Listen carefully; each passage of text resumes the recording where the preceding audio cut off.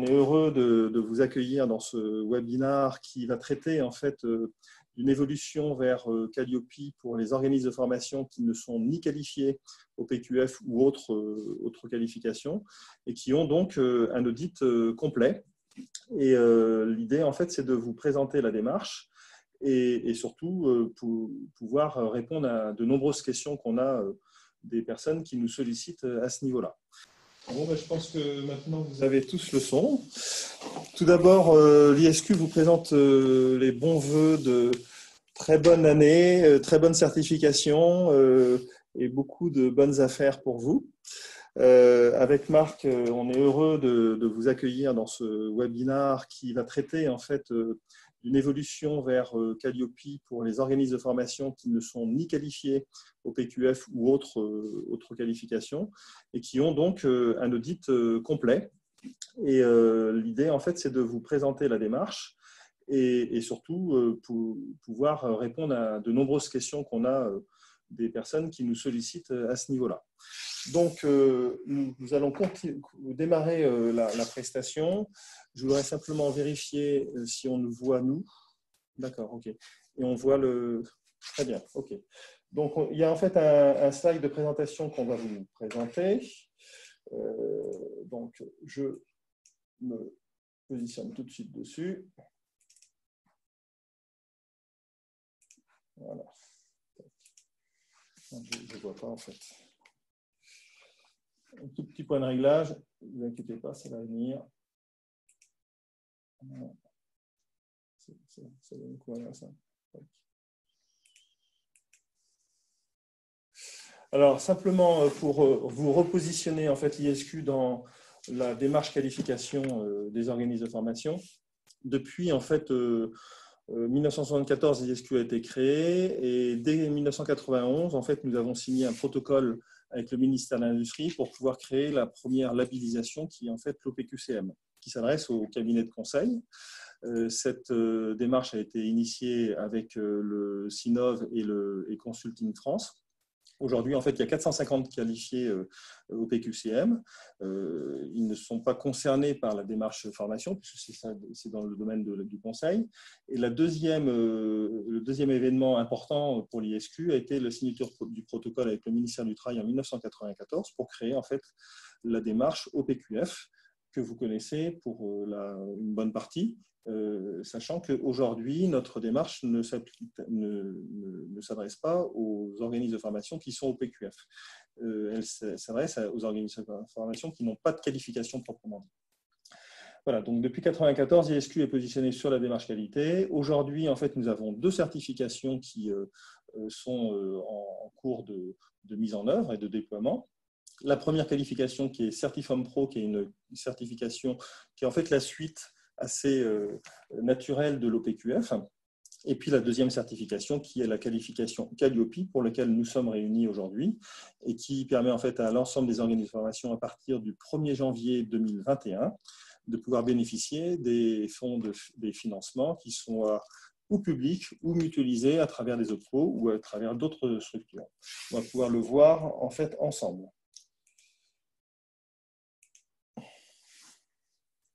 Alors, à qui s'adresse en fait cette certification Calliope? Nous avons en fait dans les activités de formation 4 activités principales. La première activité qui est la plus répandue en fait, qui est la partie organisme de formation que l'on va dénommer OF.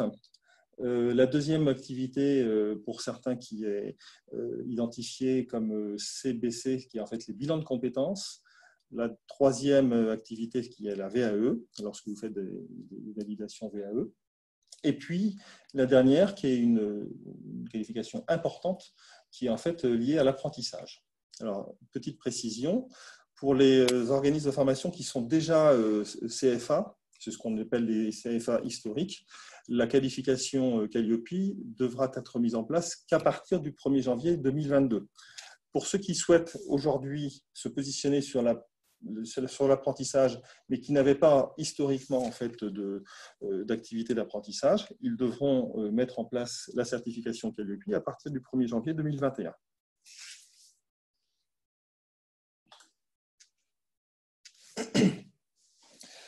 Alors, comme je le disais tout à l'heure, cette certification Calliope est encadrée par une loi qui a été mise en place. Il y a un certain nombre de décrets.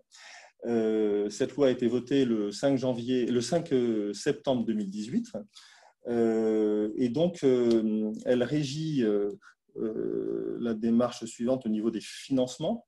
À partir du moment où vous touchez des financements à la fois de l'État, enfin à la fois de l'État ou des régions ou de la Caisse des dépôts et de consignation à travers l'application CPF, mon compte formation, à travers Pôle emploi ou à travers la GFI, vous aurez l'obligation à partir du 1er janvier 2021 de justifier de votre certification Calliope de manière à pouvoir toucher les fonds d'activité, les fonds par rapport à vos activités qui sont en lien avec ces financeurs. Donc ça, c'est un point important. Donc ça veut dire que si vous n'avez aucun de ces financements-là et que vous n'envisagez pas de mettre en place ce type d'action financée par ces dispositifs-là, vous n'avez pas d'obligation d'avoir la certification Calliope. À l'inverse, si vous avez l'un de ces financements-là, vous serez dans l'obligation en fait, d'être certifié.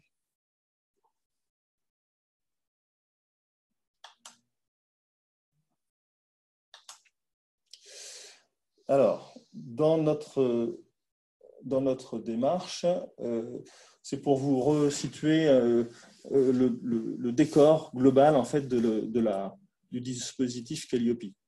Il y a en fait deux autorités publiques, deux autorités qui permettent d'avoir une validation en fait, dans le domaine de la formation, qui est la première démarche, c'est France Compétences qui a été créée à travers la loi de 2018. Et l'autre autorité, c'est celle qui nous concerne au niveau de l'ISQ, qui est en fait le COFRAC. Donc le COFRAC est l'organisme qui accrédite, c'est le comité français d'accréditation qui accrédite les certificateurs comme l'ISQ, il y en a d'autres, mais nous avons été en fait jusqu'à maintenant en recevabilité opérationnelle au niveau du COFRAC. Nous ne sommes pas encore en fait définitivement comme l'ensemble de nos autres collègues, nous ne sommes pas encore certificateurs définitifs puisqu'en fait nous sommes dans une phase d'observation par le COFRAC qui se passe, voilà, qui est en train de se passer. On ne peut pas s'exprimer par rapport à ça, mais qui permettra en fait aux certificateurs d'être définitivement certifiés sur une durée, je crois, de 3 ans, il me semble.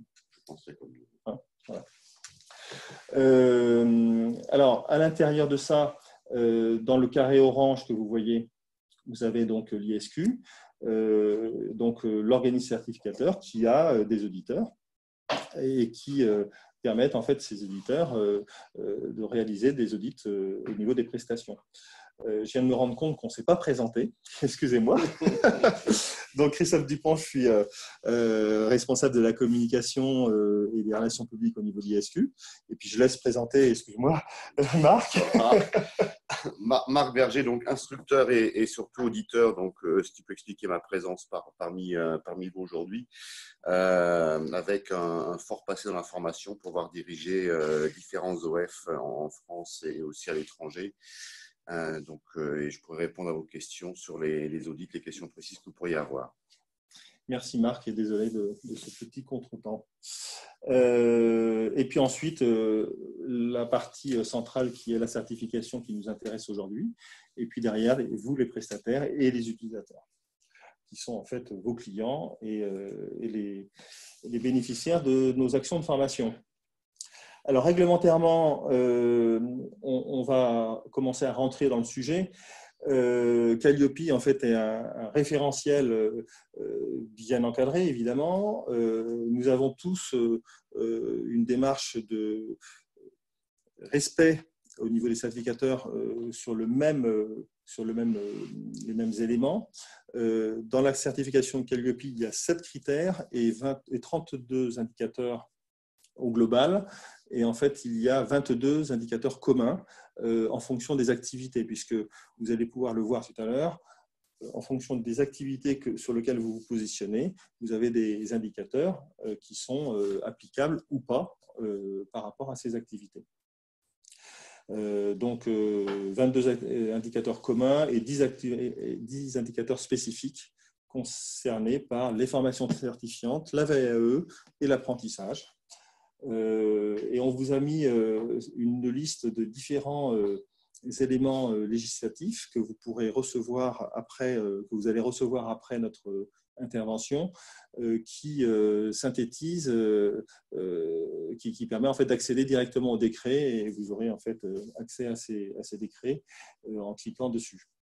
Une petite chose aussi, vous avez aussi la liste des organismes certificateurs ou labellisateurs précédents qui étaient mis en place par la loi précédente, le décret qualité, et la démarche pour voir si vous n'avez pas en fait aujourd'hui un label ou une certification qui vous permet d'avoir un audit allégé, c'est d'aller en fait cliquer sur cette liste du CNEFOP et vérifier si vous n'avez pas ce label. Par exemple, l'OPQF, c'est un label qui a été, enfin c'est une qualification qui a été, qui permet en fait d'avoir un audit allégé, mais ce qui n'est pas en fait l'objet de notre réunion d'aujourd'hui.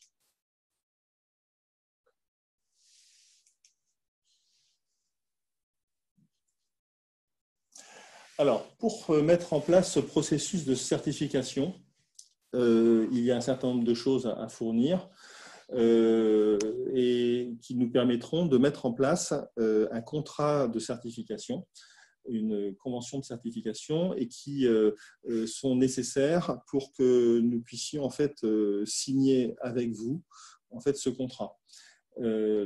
Donc l'ensemble des pièces en fait est identifié sur la gauche de votre écran. Donc raison sociale, contact, numéro de déclaration d'activité, c'est un élément évidemment obligatoire à fournir. Et puis aussi un élément très important, c'est en fait sur quel domaine d'activité vous souhaitez vous positionner. Est-ce que vous souhaitez vous positionner uniquement sur la partie formation continue par exemple, ou aller jusqu'à l'apprentissage, bilan de compétences ou VAE. Donc ce sont des points qu'il faudra que vous regardiez. Et puis, l'ensemble de ces éléments nous permettent en fait d'établir la durée du devis, de l'audit, qui sera définie par un devis qu'on vous enverra, qui sont en fait des éléments identifiés par l'arrêté ministériel et qui limitent le temps d'audit en fonction à la fois du chiffre d'affaires, à la fois du nombre d'activités, de domaines d'activité que vous voulez retenir. Et puis, il y a aussi un autre paramètre, c'est le nombre de sites. On y reviendra tout à l'heure par rapport à ce nombre de sites qui a un impact aussi sur le nombre de jours de prestations au niveau de l'audit. Lorsqu'on a reçu en fait votre contrat signé, si vous acceptez de travailler avec nous sur ce sujet, nous disposons d'un délai de 30 jours pour pouvoir en fait mettre en place l'audit. Surtout planifier l'audit, parce qu'en fait la mise en place sera en fait en fonction de la disponibilité de nos auditeurs, et donc on devra en fait répondre dans ces 30 jours. Et depuis tout à l'heure, je vous parle d'audit, donc c'est un point important que Marc pourra préciser. D'ailleurs, tu peux peut-être le faire déjà tout de suite sur ce point-là. Oui, en fait, pour revenir à sous quel délai est-ce que l'on peut planifier son audit? Il faut savoir que le ISQ donc, a 30 jours, comme tous les certificateurs, pour répondre à votre demande, en sachant que lorsque nous établissons le devis, vous nous avez précisé en amont quelle serait la période idéale pour réaliser l'audit, et ensuite on va s'entendre. Maintenant, un point important sur quel est le profil des auditeurs qui vous sont proposés. Là aussi, tout ceci est défini par décret. Donc, pour l'instant, nous ne faisons qu'expliquer ou reprendre les décrets qui sont passés. Un auditeur dispose forcément d'une expérience dans la formation professionnelle et d'une expérience dans le secteur de l'audit. Et à défaut d'une expérience dans le secteur de l'audit, il doit disposer d'une certification. Donc, pour ma part, j'ai suivi une formation et j'ai une certification d'auditeur des prestataires de formation qui était délivrée par l'AFNOR. Donc, voici le profil, un professionnel de la formation donc de votre métier et une personne qui a une certification ou qui a une expérience de l'audit. Parfait, merci beaucoup. Alors, on a quelques questions déjà sur lesquelles nous avons déjà répondu. Le délai, donc on vient d'y répondre. On a en fait une question sur Datadoc. Et donc, Datadoc, la précision concernant le Datadoc, elle est importante. Datadoc n'est pas une qualification ni une certification. Donc, ça veut dire que lorsque vous avez fait une démarche Datadoc et que vous êtes enregistré, référencé, voire audité Datadoc, ça ne vous exempte pas d'un audit complet au niveau de la certification Calliope. Donc, c'est un élément qu'il faut bien mesurer. Le fait d'être Datadoc ne vous exonère pas d'un audit complet. Vous êtes au même titre que quelqu'un qui ne le serait pas. Alors, on parlait tout à l'heure du nombre de jours. En complément, évidemment, le support vous sera envoyé, mais aussi toute la vidéo que nous sommes en train de faire vous sera envoyée par un lien, donc vous pourrez revoir la vidéo si vous avez effectivement besoin de la remontrer à quelqu'un ou éventuellement de la revoir. Alors, on voit déjà dès maintenant trois grandes phases au niveau de la démarche Calliope. La première phase, c'est la démarche initiale. Elle se passe donc au début en fait de notre relation. Il y a trois paramètres de chiffre d'affaires qui rentrent en ligne de compte. Comme vous pouvez le voir dans la première colonne avec le chiffre d'affaires. Donc, les organismes de formation qui font moins de 150 000 € dans le domaine de la certification ciblée donc, ont une journée en fait d'audit. Et si vous avez 1, 2 ou 3 ou 4 activités complémentaires, vous avez en fait une demi-journée par activité complémentaire, enfin une demi-journée pour la partie apprentissage, pardon. Sur les organismes de formation qui sont entre 150 000 et 750 000 €. Donc, vous êtes toujours sur une journée d'audit initiale, plus une demi-journée par activité, par domaine d'activité. Donc là, on peut voir si vous faites simplement, par exemple, avec moins de 750 000 €, plus de 150 000, vous êtes dans le domaine d'activité formation professionnelle, vous avez une journée et demie d'audit à partir du moment où vous n'avez pas de site supplémentaire à votre siège social. Donc, la notion de site supplémentaire est importante aussi.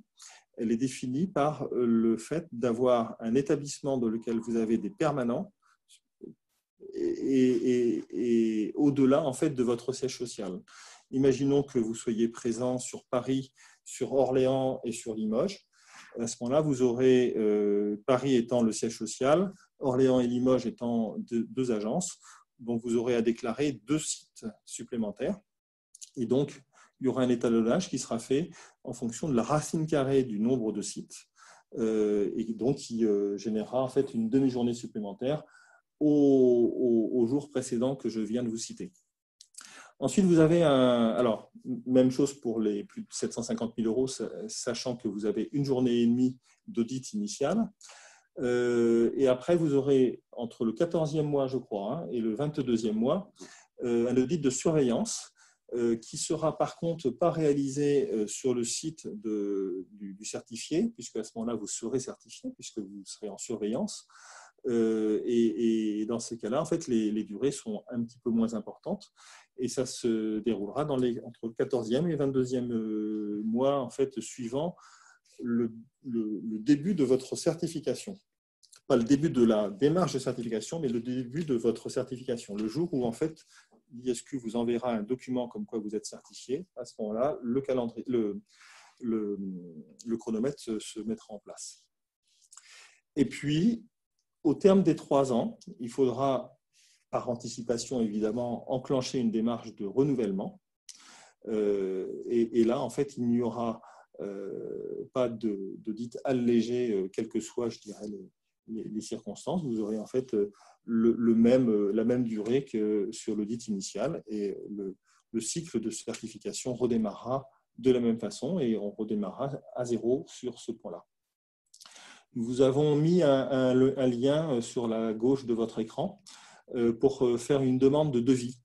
Donc, en fait, on a besoin d'avoir un certain nombre d'informations. C'est un fichier Excel, vous le téléchargez simplement et puis vous pouvez le remplir et nous l'envoyer. Comme ça nous permettra d'avoir tous les éléments pour pouvoir vous donner en fait rapidement, on l'espère, le devis, sachant qu'on a un délai en ce moment relativement, on va dire, élevé, ou tout du moins de quelques semaines pour pouvoir répondre, parce qu'on a été débordé de demandes, vous l'imaginez bien. Il y a 40 000 organismes de formation qui sont aujourd'hui datadockés, qui pourraient être susceptibles de continuer à demander, enfin de solliciter une certification. Donc, il y a eu énormément de demandes simultanément. On s'est structuré pour pouvoir y répondre, et là, on évacue beaucoup et rapidement en fait ces sollicitations-là, ces demandes. Donc, on peut faire cette chose-là. Alors, on a d'autres questions. Fait signe. Nous ne faisons aucune formation certifiante. Les formations que nous dispensons sont financées uniquement par nos entreprises clientes ou par leurs OPCO. Doit-on être certifié pour cette partie de formation? Oui, puisque vous êtes financé par un OPCO.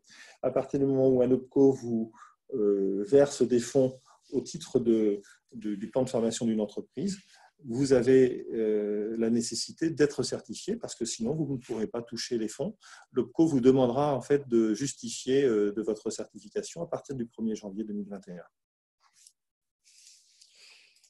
Alors, eh bien, c'est maintenant toi qui vas pouvoir. Je vais reprendre la parole. Christian se repose un petit peu. Alors, que faut-il préparer pour Calliope? Où faut-il se préparer pour Calliope? À peu près deux questions assez proches et pourtant différentes. En fait, lorsque vous solliciterez l'audit et que vous déterminerez une période pour votre audit, il est important en fait que l'organisme de formation soit préparé à cet audit. Et donc là-dessus, il y a un premier document qui est essentiel, c'est le guide de lecture qui est donc téléchargeable. Vous avez eu un lien sur une des slides précédentes. Il est vraiment important de se procurer le dernier guide de lecture. Actuellement, la version en cours est la version 4.2 du 28 octobre dernier. Pourquoi est-ce que c'est important d'avoir ce document? Parce qu'en fait, ce document précise tous les éléments qu'il vous faut en fait préparer, quels sont les éléments de preuve potentiels qu'un auditeur ira chercher et dans quelle mesure ceci vous est applicable ou pas. Donc franchement, le premier point, donc se procurer ce guide de lecture. Et derrière ça, par contre, une grande différence entre un audit pour Calliope et un audit en fait Datadoc, par exemple. Pour Datadoc, lorsqu'il y a des audits, généralement, on vous adresse une liste de courses avec des documents à préparer ou à mettre à disposition. Dans le cadre d'un audit Calliope, la démarche est différente. En fait, l'auditeur va vous adresser une quinzaine de jours avant la date de l'audit un plan d'audit qui va préciser quels sont les indicateurs qui vous seront appliqués et qui vous sont applicables et qui seront étudiés. Par contre, très important, il ne vous demandera aucun document à préparer. En fait, durant l'audit, c'est un jeu de questions-réponses pendant lequel vous serez amené à, d'une part, à préciser quels sont vos processus et vos modes de fonctionnement, et l'auditeur sera amené à rechercher des éléments de preuve factuels dont il prendra note. Un auditeur ne prendra aucune photocopie, aucune photo, ne vous demandera aucun scan de document. Il va simplement prendre note des documents qu'il aura pu consulter. C'est important. Par contre, vous avez une obligation, ce qui est défini par décret, de produire tous les éléments de preuve que l'auditeur pourra vous demander. Un défaut de présentation de documents équivaudra à une non-conformité. Donc, est-ce qu'il faut se préparer? Je dirais que pour ça, répondre d'une façon un petit peu différente, il faut être prêt et être certain que les process que vous avez mis en place dans l'entreprise en réponse au décret qualité, eh bien, en fait, non seulement sont connus de tous, sont appliqués, sont systématiques et surtout,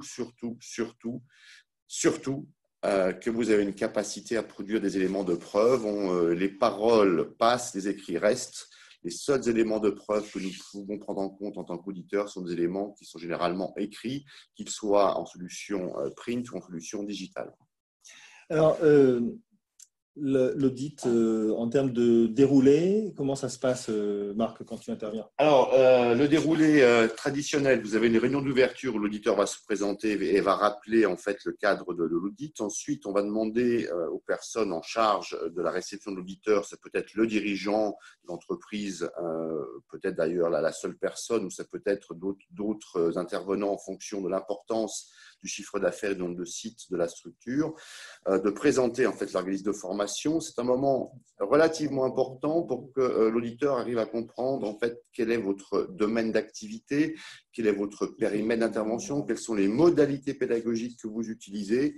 Et ce moment d'échange va permettre à l'auditeur en fait de déterminer un échantillon d'actions qu'il va être amené à consulter et donc vous pourrez arrêter. Une fois que cette réunion d'ouverture et cet échange a eu lieu, que l'échantillonnage a été réalisé, eh bien là, vous allez partir indicateur après indicateur sur un jeu de questions-réponses avec l'auditeur et en fonction de vos réponses, eh bien l'auditeur sera amené à vous demander que très bien, vous me dites que vous réalisez des évaluations de fin de stage à chaud et à froid.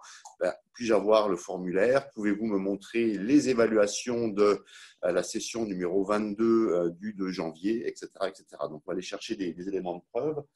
À l'issue de ça, et en fin de journée, l'auditeur a besoin d'un petit temps pour lui, pour faire la synthèse et préparer en fait quelque part la réunion de clôture où il va pouvoir vous dire le jour même de l'audit, alors s'il y a plusieurs jours à la fin des différents jours, quels sont les indicateurs pour lesquels vous êtes en conformité, quels sont les indicateurs pour lesquels vous seriez en non-conformité mineure ou en non-conformité majeure, et il pourra également expliquer en quoi ou pourquoi vous êtes en non-conformité mineure ou majeure.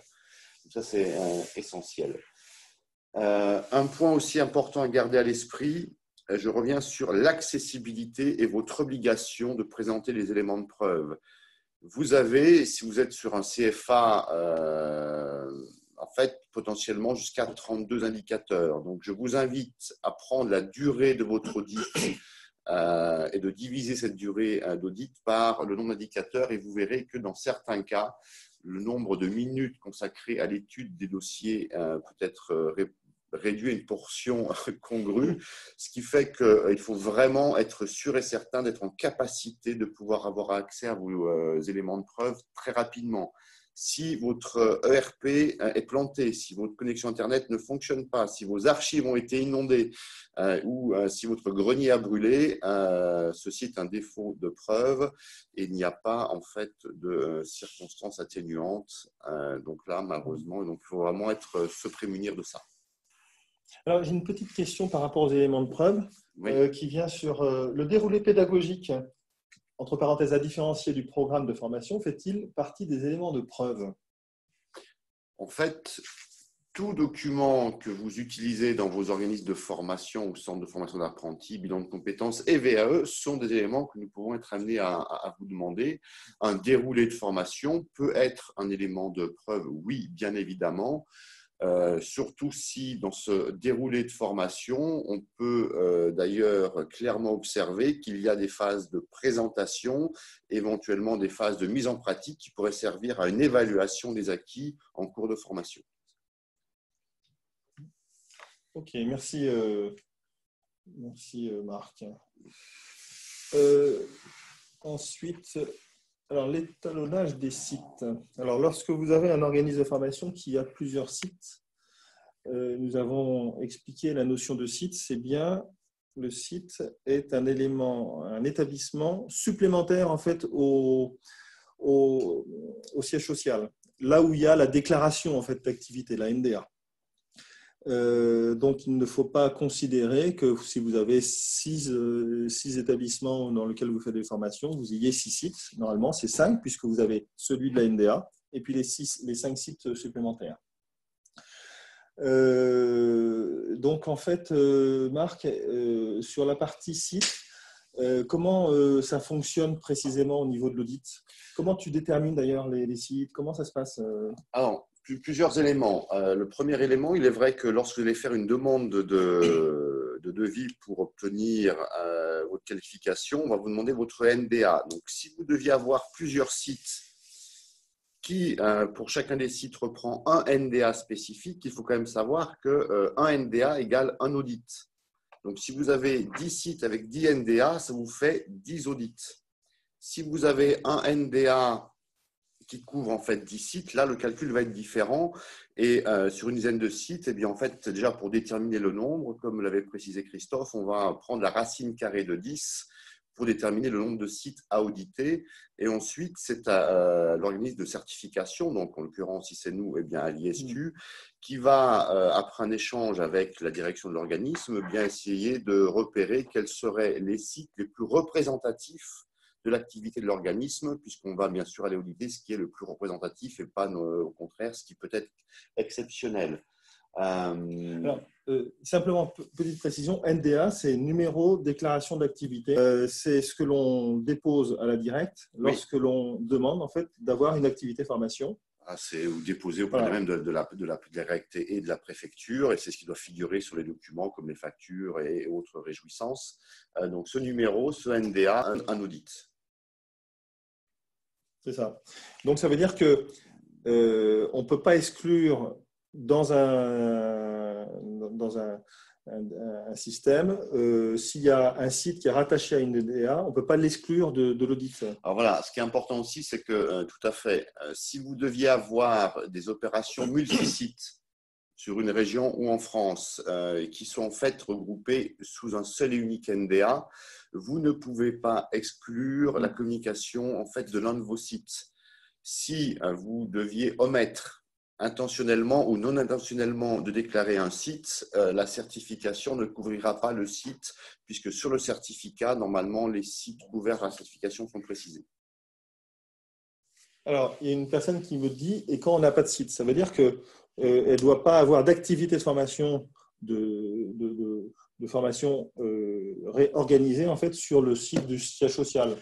En fait, j'ai déjà audité des entreprises de formation qui n'ont pas de site en tant que tel, ou n'ont pas de locaux, soit parce qu'en fait, d'une part, c'est un organisme de petite taille et vous avez le dirigeant qui est le formateur et donc forcément, il travaille peut-être depuis chez lui, ou des organismes qui sont complètement distanciels, où il y a simplement peut-être juste, ils sont dans un centre d'affaires, et là, on serait déjà sur un site.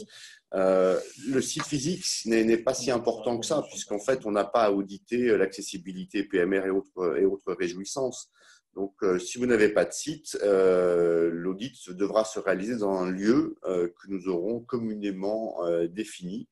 Donc, c'est généralement à charge, bien sûr, à l'organisme prestataire de proposer un lieu pour que l'audit puisse se réaliser. Un auditeur n'a pas vocation à aller faire l'audit dans le salon ou la cuisine d'un formateur indépendant. D'accord. Okay. Donc, il n'y a pas de notion de cuisine alors? Non. Ok. Une autre chose aussi, lorsque une personne, en fait, je n'ai plus la question, excuse-moi. Eh bien, je l'ai oublié. Voilà. Donc, ça, c'est le direct. Excusez-moi. Ça reviendra. Je vais juste en profiter par rapport à ce que vous avez à l'écran sur deux questions. Alors, toutes ces questions sont des questions qui ont déjà été posées par des organismes, qu'ils soient déjà qualifiés ou non qualifiés. Donc, c'est pour ça qu'on les a mis. Est-ce que dans le cas d'un audit multisite, vous aurez le même auditeur? Je dirais qu'il se peut que ce soit le cas, mais il n'y a aucune obligation. Et les contraintes géographiques et d'agenda d'un auditeur peuvent faire que vous ayez différents auditeurs, en sachant que généralement sur un audit multisite avec différents auditeurs, vous avez quand même un auditeur, on va dire, qui va couvrir, chapeauter, je dirais pas senior parce que c'est pas forcément une question d'antériorité dans la fonction, mais il y a une personne qui sera un petit peu considérée comme une sorte de chef de projet. Et une autre question qui apparaît en bas à droite de l'écran, comment décider si un indicateur m'est applicable ou pas? Alors, bien évidemment, c'est au final l'auditeur qui doit apprécier si un indicateur vous est applicable ou pas. Ce n'est pas au prestataire de décider de son propre chef si tel est l'indicateur spécifique, puisque les communs sont obligatoirement applicables, lui est applicable. Alors, j'ai la question qui me revient. Oui. Lorsqu'il y a une prestation qui est relativement longue, oui. Et qui n'est donc pas terminée, lors de l'audit, cette démarche-là, cette prestation-là pourra être auditée ou pas? Elle est en cours, hein? Oui. Là aussi, on revient sur la notion d'échantillon, d'éléments de preuve. Si un auditeur se présente dans vos locaux et qu'il souhaite consulter une action qui est en cours, certes, il ne pourra peut-être pas appréhender votre capacité à apprécier et à suivre l'appréciation des apprenants post-formation. Par contre, on pourra apprécier l'indicateur 1, par exemple, c'est sur votre capacité à communiquer un certain nombre d'items aux futurs apprenants. On pourra aussi appréhender votre capacité à sélectionner les bons formateurs, votre capacité à évaluer en amont de la formation, à faire des tests de positionnement. On pourra apprécier le contenu. Donc, une action, qu'elle soit terminée ou pas, peut être auditée et servir d'élément de preuve. Oui, et une autre question sous-jacente, c'est on a démarré une action de formation, par exemple, au mi-2018. Elle n'est pas encore terminée. En début 2018, il n'y avait pas cette notion d'exigence en termes d'audit par rapport à Calliope. Donc, en fait, il y a des gens qui ont démarré une action sans les critères Calliope et qui vont la finir après cette mise en œuvre. Donc, alors, comment ça va? Après, on aura toujours des cas particuliers. Donc, ça voudrait dire, si j'entends bien, que je serais face à un organisme qui aurait une seule action de formation, qui aurait débuté en 2018, qui ne soit pas terminée. Oui, c'est ça me paraît fort peu probable parce qu'une action de plus de 2 ans non terminée, une seule action. Maintenant, on pourrait bien sûr, on étudiera et on étudiera aussi et surtout en termes de preuves, c'est si vous deviez en mettre une demain en place, qu'est-ce qui va se passer? Puisque j'imagine que sur les critères 1 qui font référence à votre devoir d'information, vous communiquez d'ores et déjà pour essayer d'avoir de nouveaux clients pour mettre en place une nouvelle action. Donc, de toute façon, un nombre de critères et d'indicateurs pourront être étudiés. Bien sûr, il faudra faire attention, mais 2018 me semble quand même assez loin.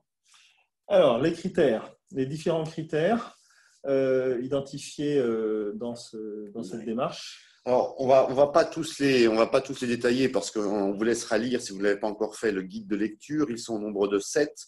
2 choses à garder à l'esprit. D'une part, en fait, ils ne font que formaliser d'une façon peut-être un petit peu différente ce qui existait déjà par le passé avec l'ancien décret qui remonte à 2015 de mémoire. Il y a un élément important, surtout que Calliope a formalisé, c'est en fait le critère 6, et c'est votre investissement, votre intégration dans votre environnement professionnel. Et sur ce critère-là, vous avez différents indicateurs où en fait, on va surtout appréhender votre capacité à être en veille et à l'écoute d'évolution. Alors, je n'ai pas ma Bible, donc je ne connais pas par cœur les numéros, mais vous avez un premier indicateur sur lequel on va essayer d'appréhender dans quelle mesure vous réalisez une veille réglementaire et légale. Deuxième point, vous aurez, voilà, ils sont à l'écran. Deuxième point, vous aurez ensuite un autre indicateur où on va étudier dans quelle mesure vous réalisez une veille sur l'évolution des métiers auxquels vous pouvez préparer. On est ici sur les 23, 24, le 25, veille sur les innovations pédagogiques et technologiques. Alors, là-dessus, on va surtout regarder si, vous avez un système de veille qui est en place, et 2, on va dire qu'on en a une veille, c'est bien. Maintenant, qu'est-ce que vous en faites et en quoi est-ce que ça a été utilisé? Quelle innovation avez-vous pu apporter dans vos modalités pédagogiques, dans vos contenus de formation ou éventuellement, quelles modifications réglementaires auriez-vous pu apporter? Donc, avoir une veille, c'est bien, mais on va surtout étudier en fait ce que vous faites de cette veille-là. OK. Alors, on a passé peut-être un peu vite sur les différents indicateurs. Sachez que en fonction de ce tableau-là que vous allez recevoir, évidemment, vous aurez aussi la possibilité, comme le disait Marc justement tout à l'heure, la possibilité de télécharger le guide de lecture, qui est un élément, de mon point de vue, qui est très important pour vous en termes de préparation et puis même de vie de cette certification. Donc, le guide de lecture, il y a eu plusieurs versions. La dernière version, je crois que c'est du 28 octobre.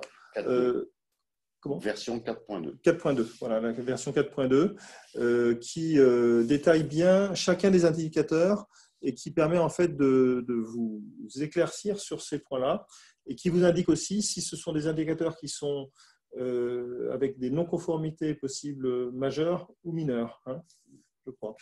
Enfin, je crois, j'en suis sûr. Voilà. Donc, on vous laissera en fait les découvrir un petit peu plus tard, sachant que ce que j'ai mis en rouge, ce sont les indicateurs qui sont optionnels en fonction des situations de vos organismes de formation, ou liés par exemple à des formations certifiantes, ou liés à des situations où vous faites par exemple ou pas de la sous-traitance ou du portage salarial, par exemple. Hein. Alors, les non-conformités, alors ça c'est un élément hyper important, je pense. Hein. C'est un élément important. Donc, lorsqu'il y a un audit, l'auditeur est là donc pour appréhender dans quelle mesure vous respectez, vous êtes en conformité avec les 32 potentiels indicateurs. Vous avez en fait deux catégories. Vous avez des non-conformités mineures et des non-conformités majeures. Ceci, comme l'a dit Christophe, étant déjà précisé dans le guide de lecture. Ce qu'il faut garder à l'esprit, plusieurs choses. Si vous deviez avoir, lors d'un audit, uniquement 4 et au plus 4 non-conformités mineures, ceci est plutôt, je dirais, positif parce que ça vous permettra d'aller assez vite vers la certification. 5 non-conformités mineures équivalent à une non-conformité majeure et on verra qu'il y a en fait une différence de traitement que je vais vous expliquer. Une non-conformité mineure, qu'est-ce que c'est? Généralement, c'est une application partielle ou une prise en compte partielle d'un indicateur et généralement, le guide de lecture précise s'il faut le considérer comme mineur ou pas. Maintenant, une non-conformité majeure, elle peut là aussi être clairement précisée. Donc, en fait, l'auditeur n'a pas le choix. C'est soit vous êtes conforme, soit vous n'êtes pas conforme.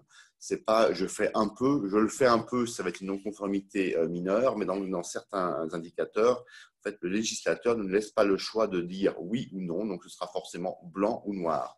Maintenant, quel est l'impact derrière? En fait, ça a un double impact. C'est un impact sur ce que ça va générer comme travail de votre côté pour vous mettre en conformité, et ça doit aussi commencer à vous alerter sur à quelle date au plus tard faut-il que je fasse réaliser l'audit. On va d'abord venir sur la durée de traitement des non-conformités. À l'issue de l'audit, normalement, l'ISQ ou un organisme de certificateur a une quinzaine de jours pour adresser au prestataire, s'il y a des non-conformités, des fiches de non-conformité mineures ou majeures. Donc, cette fiche de non-conformité, de toute façon, vous le savez à l'issue de la réunion de clôture de l'audit, si vous allez en recevoir ou pas. Et là, on vous précise, il y a une fiche par non-conformité, donc indicateur 1, non-conformité majeure ou mineure. On vous explique pourquoi. Si vous êtes en non-conformité mineure, vous avez ici un délai pour retourner le document en précisant quel est le plan d'action que vous comptez mettre en place pour corriger cette non-conformité mineure.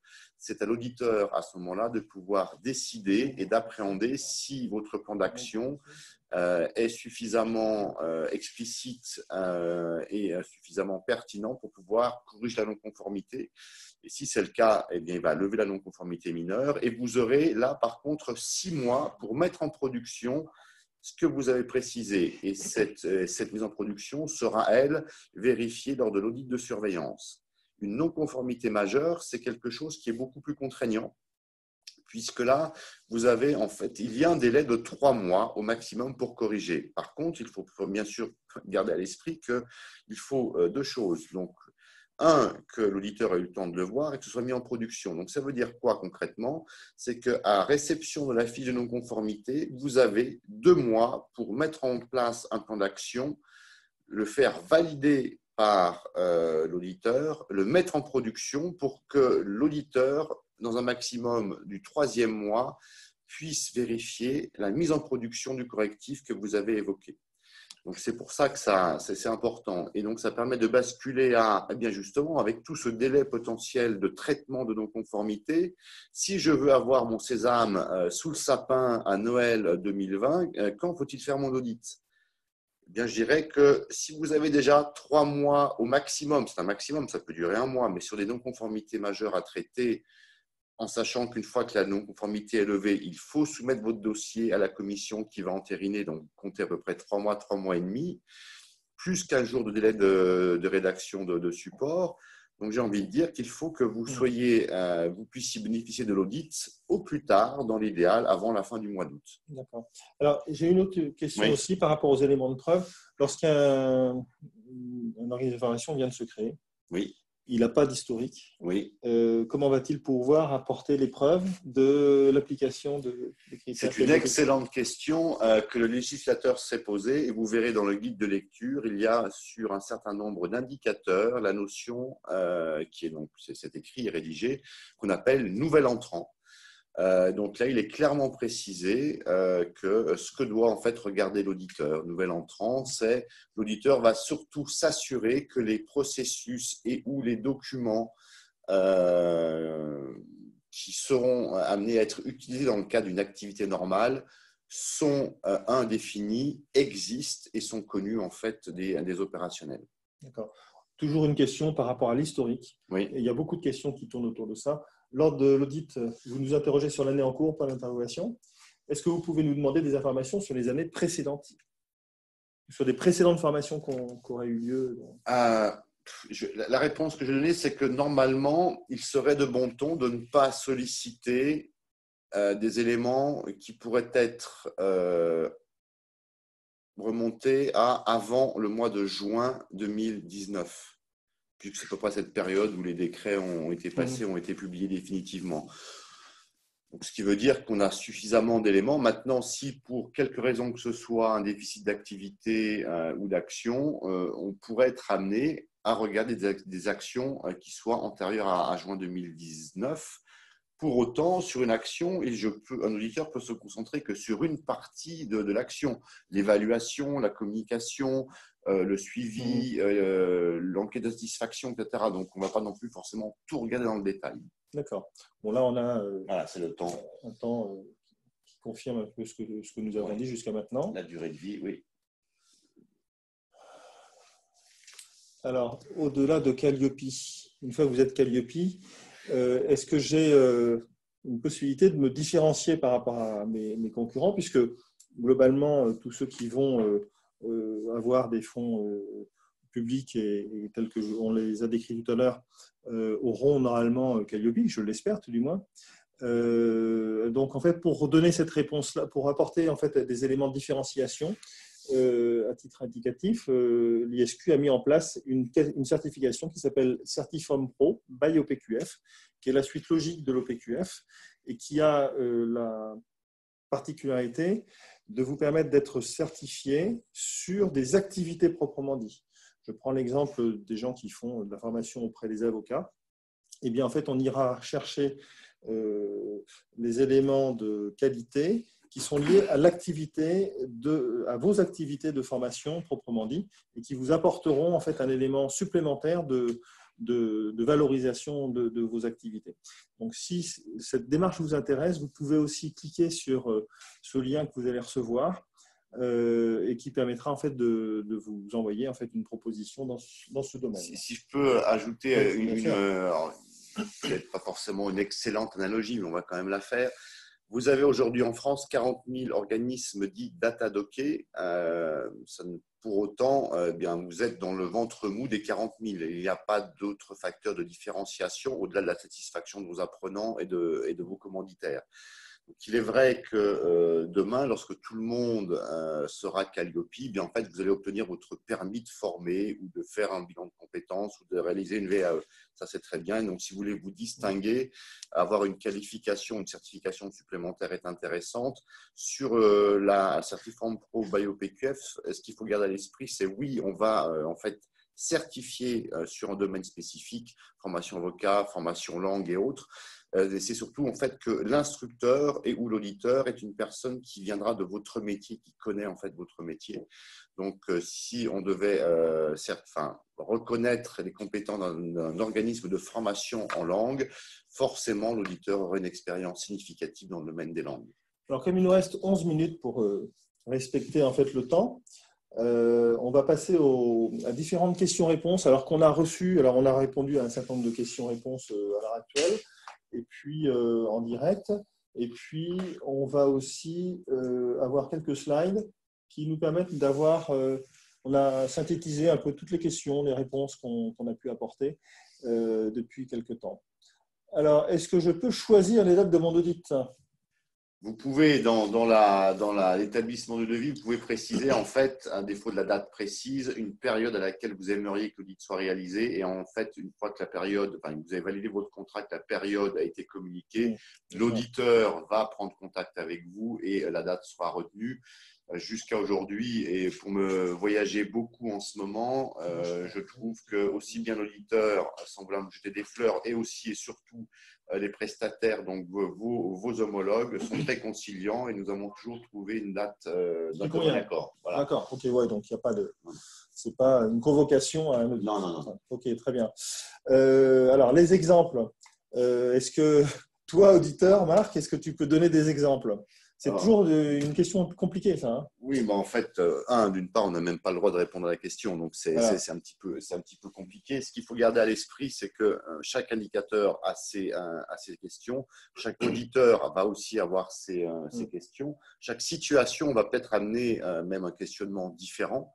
Donc, il est très difficile. Par contre, vous pouvez, avoir vos propres questions en lisant le guide de lecture, qui est de se dire, tiens, sur l'indicateur 1, qui est la communication, comment je communique, auprès de qui je communique et dans quelle mesure je communique en respectant les items qui sont précisés. Je m'arrêterai là, sinon après on laisserait sur du conseil. Alors, un autre slide de questions. Ah, je suis au PQCM, on l'a dit tout à l'heure, on va le rappeler. Est-ce que je peux bénéficier d'un audit allégé? Non. Voilà. Donc, l'OPQCM n'est pas en fait un élément qui est lié à la formation et donc c'est une qualification qui ne permet pas d'avoir un audit allégé. Je suis Datadoc, on y a répondu tout à l'heure, mais on va le rappeler aussi. On est dans les mêmes démarches. On ne peut pas avoir d'audit allégé par rapport à cette démarche Datadoc. Alors, comme on parle de Datadoc, il y a des gens il y a eu beaucoup d'organismes de formation on sait un peu les retours par rapport à ça, qui ont eu des audits Datadoc là, ces derniers temps. Mais quelle est la différence entre un audit Datadoc et puis un audit Calliope? Alors, je l'ai évoqué tout à l'heure. En fait, la grosse différence, c'est que Datadoc vous demande généralement, communique généralement une liste de documents qu'il souhaite étudier ou auxquels il souhaite avoir accès, alors que dans l'audit Calliope, l'auditeur se présente et en fait, vous allez découvrir ce qu'il va chercher le jour de l'audit. Ce qu'il faut garder aussi à l'esprit, c'est que Calliope va couvrir un certain nombre d'items que ne couvre pas Datadoc. Donc, comme on est aussi dans les qualifications, il y a une question. La certification PQF va-t-elle disparaître? Aujourd'hui, non, puisqu'elle continue à vivre. Demain, l'évolution de l'OPQF, c'est Certiform Pro by OPQF. Voilà, donc c'est une nouvelle certification qu'on a pu mettre au goût du jour en fonction justement des compléments et du savoir que nous avions sur Calliope. On passe à la question suivante, à la slide suivante. Alors oui. Alors là, il y a beaucoup de questions. Enfin, c'est un peu la même question, mais que j'ai sectorisée en 3 parties. Lors de mon audit, combien de temps a-t-on pour répondre aux questions de l'auditeur? Ça, on y a répondu tout à l'heure. Oui. J'insiste, vous avez alors l'inconvénient et aussi quelque part la chance d'avoir un audit qui soit plus long qu'un audit aménagé. Hier, j'ai réalisé un audit d'une demi-journée sur 2 catégories d'actions. Nous avions 7 minutes pour couvrir chaque indicateur. Donc, je peux vous dire que la capacité à produire l'élément de preuve en quelques secondes était plus que nécessaire. Concernant les formateurs externes qui dispensent de la formation, j'imagine que s'ils sont salariés, ils bénéficient de d'autres certifications.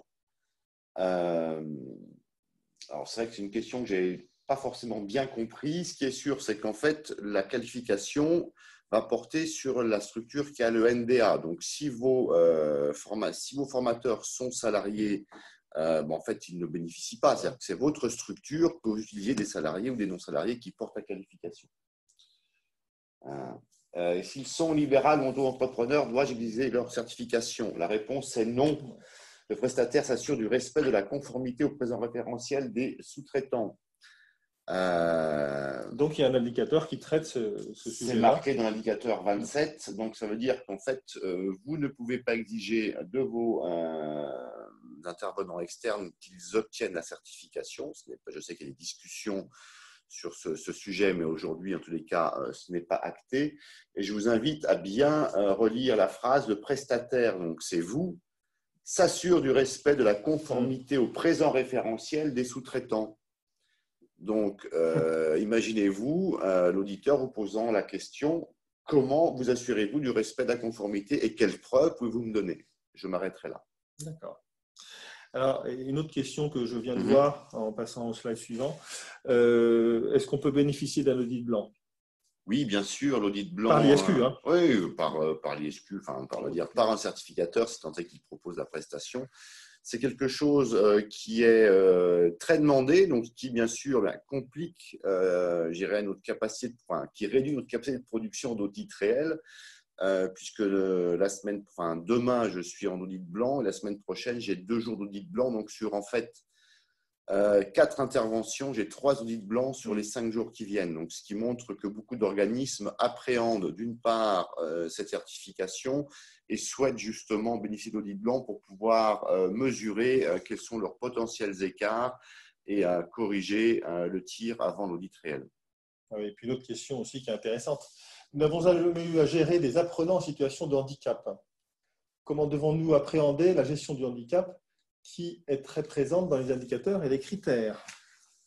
Oui, oui et non. Alors, d'une part, ceci fait référence à l'indicateur 1, puisqu'il est précisé où il y a une notion de personnes qui souffrent potentiellement de handicap.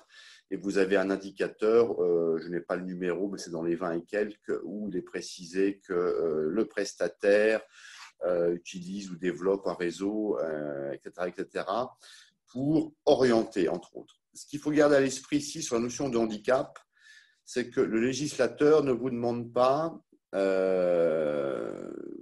ne vous impose pas d'obligation de formation ou, en tous les cas, de traitement d'une demande d'une personne souffrant de handicap. Toute la question est de savoir si vous êtes dans l'incapacité de le faire, je n'irai pas savoir si c'est volontairement ou pas volontairement, d'accompagner ou d'accueillir une personne qui souffre d'un handicap quel qu'il soit. Le législateur veut savoir si vous êtes capable justement d'orienter, c'est clairement précisé dans la définition de l'indicateur dans le 20 et quelques.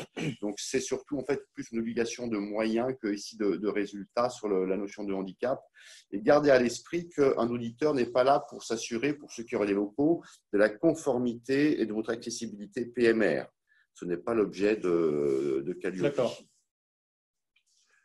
Dois-je créer une charte d'engagement à faire signer à mes intervenants? J'ai audité de nombreux organismes qui ont des chartes d'engagement. C'est votre décision. Voilà. Après, qu'est-ce qui est dans la charte? Je suis ponctuel, je suis propre sur moi, je suis diligent avec les demandes. J'en sais rien. C'est à vous de voir. Ce peut être un élément de preuve éventuellement. Mais voilà. Alors, sur la notion d'expertise de mes formateurs, certaines personnes nous disaient qu'ils n'avaient pas, eux, l'expertise des intervenants qu'ils utilisent pour les prestations. Par exemple, comme un avocat ou même comme un médecin, dois-je me fier aux évaluations à chaud et à froid pour pouvoir mesurer s'ils sont experts ou pas? Enfin, comment ça se passe? Pour avoir dirigé un organisme de formation, je n'étais pas forcément non plus le spécialiste de tous les domaines. Pour autant, il y a un profil de poste, il y a en tous les cas un certain nombre de références que l'on peut vérifier en amont. Donc, je pense, j'ose espérer que lorsqu'on dirige un organisme de formation, on s'assure des compétences des intervenants extérieurs, quand bien même on ne soit pas un spécialiste du domaine. Si demain vous deviez diriger un organisme pluridisciplinaire qui couvre tout autant la compta, le droit, le social que les langues, on peut supposer que vous ne soyez pas un spécialiste de tout ça. Pour autant, vous avez certainement un processus de sélection, de recrutement et ou de formation, d'évaluation et l'évaluation des apprenants pouvant concourir à vous donner une image de ce formateur. Puis d'ailleurs, pour les avocats, ils ont une obligation de formation, donc ça peut être aussi de justifier les attestations de présence à ces formations obligatoires. Même chose pour les infirmiers, même chose pour les médecins. Voilà. Si ma maison mère obtient Calliope, puis j'utilise cette certification pour mes sociétés filles? Que dois-je mettre en place au sein de ces dernières dans ce cas-là? On revient à la maison. Alors, tout dépend. C'est une question de multisite. Donc, ceci sera déterminé avant l'audit, en fait. Ça veut dire quoi? Ça veut dire qu'on revient, et on va se répéter, mais on peut répéter tout ce qui est important. Un NDA égale un audit. Donc, si vous avez une société, une maison mère qui a le NDA et auquel reporte avec un système de qualité commun différents sites, ben, il n'y a rien à faire de spécifique. Maintenant, peut-être profiter de cette question pour vous donner un élément supplémentaire, c'est que si, après l'obtention de la qualification, vous deviez ouvrir un nouveau site sans pour autant créer un nouveau numéro de NDA, il faudra demander en fait ce qu'on appelle une extension qui vous obligera à faire un audit dans le cadre de l'ouverture de ce nouveau site. Ok, très bien. Allez, on passe à la suivante. Il ne nous reste pas beaucoup de temps. Ensuite, que se passe-t-il si j'essaie d'abandonner la démarche? Ça, c'est pas une bonne chose, mais en fait, l'organisme ne sera pas certifié. Ça, c'est une première chose. Et puis, contractuellement, vis-à-vis de l'ISQ, il y aura une annulation en fait, de ce contrat, et donc on appliquera les conditions de vente en fonction des dates à laquelle ça aura été fait. Que se passe-t-il si je ne peux fournir de preuve on a déjà répondu, je pense. Ok, on y a déjà répondu. Si je passe, que se passe-t-il si je ne suis pas d'accord avec l'auditeur? Ça, c'est. Alors, en fait, là-dessus, il y a deux choses. On peut comprendre, et on a une réponse, mais qui répond qu'à une partie de la question.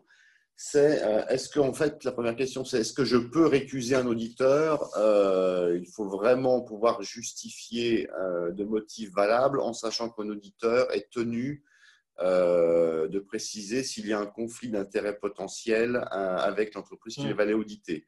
Donc, récuser un auditeur semble peu probable et vous pouvez quand même éventuellement l'envisager. Ceci n'a jamais été vu à ce jour. Maintenant, si vous n'êtes pas d'accord sur l'analyse d'un ou plusieurs indicateurs faits par l'auditeur, là, il y a tout un processus qui est expliqué dans le contrat qui est fourni, ou même dans le contrat qui est fourni, voire même dans la loi. Et donc, vous devez respecter le processus. Ok. L'auditeur connaît-il notre activité? Alors, l'activité de formation par rapport aux auditeurs ISQ, voilà. Oui, bien voilà. sûr. Alors, en fait, l'auditeur, dans son profil, doit avoir une expérience de la formation professionnelle. Donc, ça, c'est un impératif réglementaire. Pour autant, à la différence d'une instruction pour une certification comme Certiform Pro, l'auditeur ici n'a pas obligation de connaître les domaines d'intervention, les domaines sur lesquels vous formez. Je peux, n'étant ni médecin, n'ayant jamais travaillé dans la santé, je peux pour autant auditer un organisme qui assurait des formations en lien avec le médical. D'accord. Le degré d'exigence est-il adapté à l'organisme? Non. Liberté, égalité, on va s'arrêter là. Donc, égalité, nous devons traiter tous les organismes de la même façon, qu'ils soient gros ou petits. Et si le décret détermine qu'il faut une journée, même si l'organisme est petit, ou peut penser qu'il est petit, eh bien, nous ferons une journée d'audit. Nous sommes tenus par décret et il n'y a pas d'aménagement. Très bien. Si je vends mon entreprise qui est certifiée Calliope, ma certification est-elle maintenue pour l'acquéreur? Idem si je rachète une entreprise, évidemment. Oui, tout à fait. Voilà, dans les deux, donc là, dans le cadre d'une croissance externe ou d'une cession, bien sûr. Par contre, vous avez une obligation d'informer le certificateur de tout changement majeur, tout simplement. D'accord, ok. Et si j'ai un empêchement lors de l'audit, que se passe-t-il? Y a-t-il un délai de prévenance par rapport à ça? Alors, en fait, ceci est précisé généralement dans les conditions générales de vente, ou je ne sais pas comment elles s'appellent chez nous, mais ce qui est sûr, c'est que si vous deviez avoir un empêchement quel qu'il soit, il y aura forcément une pénalité financière. Pour autant, l'auditeur ne va pas rédiger un rapport avec 32 non-conformités. Voilà, écoute, merci beaucoup. On a dépassé de 3 minutes 40 le temps de ce webinaire. J'espère qu'il a été complet par rapport à vos questions. N'hésitez pas à nous envoyer par écrit, comme on l'avait fait pour le webinaire précédent, par écrit vos questions. On s'attellera à y répondre le plus précisément possible. Sachez que vous allez recevoir donc un nouveau mail pour avoir un lien de téléchargement à la fois du support qu'on vient de vous faire apparaître, mais aussi de la vidéo.